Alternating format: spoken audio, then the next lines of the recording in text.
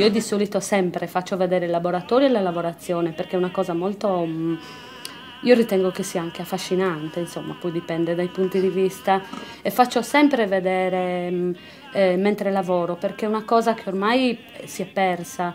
Se pensiamo che in Ogliastra c'erano 5 cooperative dove lavoravano 15 ragazzi in ognuno e siamo rimaste solo in 2, qui a Urzulei e Olassai, a fare questo tipo di lavoro.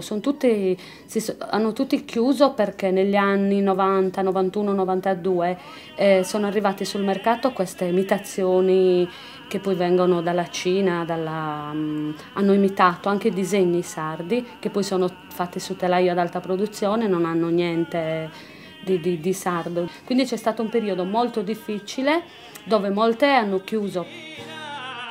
Devo dire che in un momento di crisi, poi quale siamo, io sto lavorando benissimo perché si punta sulla qualità e sulla creazione, innovarsi, sull'innovazione.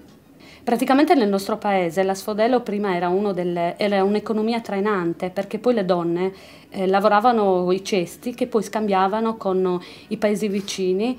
Qui più che altro cioè Urzulei era un paese di pastori, non si coltivava, quindi i cesti li scambiavano con i paesi vicini in scambio di cereali, di altre cose. Quindi è stata l'economia trainante di un certo periodo.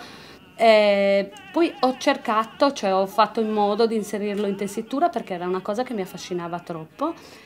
E come iniziavo? Io all'inizio non pensavo di fare i pubiones, che è quello che poi è una delle lavorazioni più antiche sarde, ed esclusivamente sarda, non si lavora in nessun'altra parte del mondo, questa è la lavorazione a rilievo praticamente, i pubiones, ed è venuta una cosa veramente bella perché manda dei riflessi a contrasto col lino che è opaco e il cotone, manda dei riflessi quasi dorati, sembrano delle gemme d'oro, e l'effetto è una cosa molto, molto raffinata, molto bella.